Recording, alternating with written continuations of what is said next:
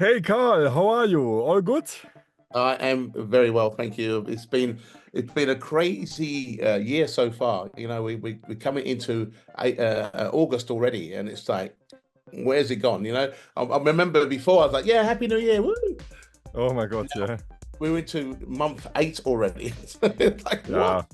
Yeah, it's really incredible. I remember exactly 2 years ago, we were together at DC 10 playing together, and I just talked to Cirillo this morning, Oh and wow! I asked him, where are these 2 years, right? It only seems like yesterday we were at DC 10 with our concept ideal, and it was brilliant. I really enjoyed it. It's a shame we wasn't able to continue that, but it was great to be able to get people together in such a way, with what we feel that we can add a little bit of something else to Ibiza, and that was a great time, at that particular time coming together like that. It was really cool. Unforgettable. So, Carl, first of all, congratulations. Your track ICE or Ice is #1 at Electro Beatport. What do you say? I'm speechless, to be honest, because you've seen the video that was sent to you. Do you see the when I was working with the machine? So that machine is the embodiment and the heart of that whole existence of that track. And when you get a new machine, you kind of like, oh, what does this do? If I push this, what does that sound like? If I do something else, what can I do to push it? Literally sat there, and we was in the pandemic, we were locked down, and you know, I'm like, wow, this one machine, and we made a little MIDI to it, and we have a little drum machine, so we had a little drum machine in the background, and then started to work with the oscillators and just feeling the voltage going in and out, and that whole energy and vibe and the sound. I was completely awashed by it. I'm like, this is so beautiful that we have to record it because we may never get that again. So it was really just something which just I attached to very quickly, but understood how beautiful it was. And I didn't really have any idea of really what to do with that track apart from turn it into something. So I was sitting on that whole sound idea for 2 years. And in one year, I woke up in my house in Melbourne, Australia, at 4 o'clock in the morning and Okay. laid that track down. Wow. 4 o'clock in the morning. My girlfriend at the time goes, "Oh, what are you doing?" I'm like, "Really sorry, but I have to make this tune into because it's going round and round in my Leaking out the the head." room, right? Yeah, oh, quiet. I'm in the studio, headphones, and this sound is in my head, and we recorded it, and strings and the pads and that warmth, the warmth of the track. It was just it didn't mean to be anything apart from what I loved to understand where it came from and why it existed and how it started to where it ended up. And when I finished the track, I played it to my girlfriend Gemma, and she was like, "Wow, that's just beautiful." I was like, "It's nice, isn't it?" I said, "Yeah, it sounds kind of Cafe Del Mar style, minimal techno, but electronica personified. You can't put a label on it. It's just Oh, an amazing piece." Now, if someone like Jean-Michel Jarre or something like that, Brian Eno, everyone would be like, "Oh my God, that's just genius. How did it come about?" But it's not either of those two people. It's me. It's what's inside me. It's always been inside me. The musicality, what I love about music, how it makes you feel, how it pushes your emotions, how when this record came out, this track, I'm sure everyone was waiting for this 140 BPM slamming yes, banger, absolutely. all the noise and the Yeah, rises and the drop, waiting for the drop. And this track has nothing to do with any of that at no. all. And people have to understand that where I come from when when it was about music, comes from musicians, comes from people who play xylophone, string instruments, guitars, drum patterns. live human beings really connecting with the instruments of what they're known for. And I miss it. I miss it a lot. And when I made this track, the musicianship of it and the sounds and the way how it all moves, there's no straight kind of like pattern to it. It's like, some things fall on 5 bars, some things fall on 3 bars. There's a 4/4 on there because you want that 4/4 for you to be connected to. But when you listen to the track, it goes across the bars. It doesn't even come back at the bar that you're thinking it left on. It was just beautiful, and I kind of followed what I created with the drum backing element of where the track was going. So it wasn't like I produced a track and then I had the sound going on the track, so it all falls on the bars. It's a complete opposite. I went the other way, and I think that's what its appeal is, because you can't put your finger on it. You can't go, "Oh, that's what that is." It's a No, tech house track. not at all. It's minimal, or it's ambient techno. It's just music. It's just music of which I've loved to create, and I love doing that. If you listen to some of my albums that I've made in the past, there's some tracks that I've just made, and have nothing to do with anything apart from what's inside here, my heart and soul, to support the idea of, if you have something to say within yourself, and then you should say it. And that's what I did with this track. I just, I did 2 tracks, one called Fire and one called Ice. The Fire track. Okay. So I didn't want to give you the Fire track, because that's what typical Gold Cox. You'd be like, oh, heard it all before. But Never Ice, ever. I know. Only joking. But the Ice was kind of like, if I offered this to you, maybe you, more than anyone, would understand that as an individual, you have something to say in your music that you love to share with people, and the idea of it. It would be a shame if this track never came out in some ways, or never got understood in the way that it was created. And I'm really pleased and I'm very proud of the fact that you saw the idea of what I've done within what you received, and you put it out very proudly and supported. Thanks so much. That means a lot to me, because so many people kind of discard me as a producer and discard me to say that I'm a great DJ but I can't make music, and this is music. So it's nonsense, of course. Of course it is nonsense, but it's kind of like, it's lovely to be able to, at one point in my life, it's a Carl Cox track, but listen to it. Actually sit and listen to the creation of it. And it did start off with that one machine, the Moog subharmonicon. And I sat there one day and I just played with it to a point. I did actually we put a clip out a couple of years ago, and then some people were like, "Oh, my kid could do better than that. What's he doing? This is children's music," and blah, blah. It got kind of like panned. Well, I'm like, that's fine. But now look, it's been appreciated and accepted for what it is as a piece of music, and I'm really happy to see that go to the top like that, based on its ethos of what it is as a piece of music, the creation of that. And it shocked a lot of people. And the thing is, for me, if you played this track in 10 more years' time, it will still sound of course. So what I've done here, Mark, also, I've done a more powerful version of it, of which I'm going to be playing on my live sets. So the track is the same. I've just put more kick drum. I've sped it up a little bit more, just so you got a bit of drive. But the track is the same. I've just followed everything, and it sounds really cool, really pumping, lovely and pumping. So looking forward.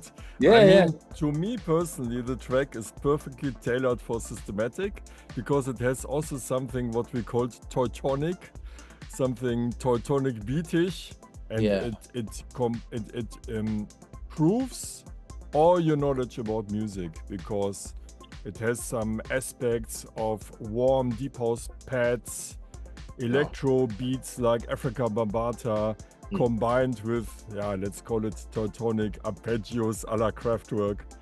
So perfect, the perfect track for the end. the ingredients. And what a pleasure that I could release it with my systematic team, because it's like, boom, take it. Incredible, really incredible. You know, fair play to you guys to sit there and go, you know what? That's what we're looking for. That's what we. That's what you need from someone like myself that's been around for years and years, but also you took a chance on that, and I didn't want to go under a pseudonym. It's Carl Cox. It's me. Yeah. Super. So take it how you will. At the end of the day, my scope of music is very vast, very far and wide. But I do make this style of music, and it's in a lot of my releases, but sometimes it gets bypassed because of my name so synonymous with the dance floor. People look for the dance floor tracks and go, oh, we want this one, and they forget about the musicality of tracks that you can discover. At the end of the day, I want people to discover. I mean, when I was buying albums, I buy an album for the said track, but then I want to find out what the other tracks are like, and then I find a track. Say, like, example. So I many years ago, I went out and bought, I think it's the first 12-inch ever, and it's on Buddha Records, and it was signed by a major label at that particular time. It's the first ever 12-inch release, which was Chic, and the track was called Dance, Dance, Dance, and it was 1976. So everyone's like, yeah, dance, dance, dance, dance, dance, and you're hearing this track, and everyone's like, yeah, no, Rogers, ding, ding, ding, ding, ding, ding. On the other side is a track called San Paulo. And it's one of the most unbelievable musicality, jazz, kind of like Latin fusion tracks that you've ever heard. The other side, it's called San Paulo. It's unbelievable. And you hear it today and it's just like, what a wonderful piece of music. But nobody knows it. And it came from their album as well, San Paulo. But nobody knows it. So yeah. For those who want to find it, right? Yeah, so enlighten yourself. Go and find a 12-inch version of Dance Dancer, or go online and you go San Paulo, Chic, first record day. Can you imagine? So they put Dance Dance Dance out, yeah, and it's all going. So they could have put another track, Le Freak, on the other side, but they didn't. They put San Paulo, and it's just laid back, and it's just playing, and it blew me away. And it blew me away because I was not expecting that from them. And they stand by what they can create. So I kind of took a leaf out of their book, really. So can you imagine that? When I was a kid, 1976, the way how I felt about music then is still how I feel about music today. Yeah, it reminds me, on my experience, I bought Flash Gordon from Queen, and on the flip side there was Football Fight. And I listened more to Football Fight than to Flash. Aha! So another example. Hey Carl, I would love to jump with you into a time machine. 2004, when Systematic was founded. I founded this label because I was pretty inspired by everything which came out: minimal, new disco, the time of Get Physical, and Poker Flat. How do you remember these times around 2004 yourself? Yeah, I think it was interesting at that particular time because everything slowed down, and you had to listen, and you had that journey, and it would take you quite a while to get to a place where that record really grabbed you, And I really enjoyed that particular time. Some other people didn't enjoy it, but majority of people, when you take the journey of where we were going, did enjoy it, and I really liked that, where we just slowed everything down, made everything sound incredible. So everything that was coming in and out of those tracks would say something, would mean something. You feel it, and I really like that. I mean, at the moment now, if you think about where music is at the moment, you got the rise, the breaks, the drops, the sample, and it's like, and that's all in the first minute. Yes. Yeah. And then after that, what do you do? After everything you've had as a crescendo, where do you go now? So what happens is you go to the next record that does the same thing. Yeah. And it's everything getting like this. And not only that, the BPMs are going up and up and up and faster and faster and faster. If everyone was at 160, now they're at 170. If everyone's at 170, now they're at 180. There's no musicality there. There's nobody waiting for anything. Oh. It's where we are now. It's like a throwaway. Yeah, track, bang, try away. No track, back, throw away. And it's getting to a point where it's going to go back again and get back to a place where, the sound of what from Poker Flat and back in the day will come back round again, because it's like a breath of fresh air. Okay. Exactly. Bass line that I can actually get underneath, and it's not like a 2 second bass line, you know. It's something that someone's playing and they're feeling it and taking you through the journey of music and sound.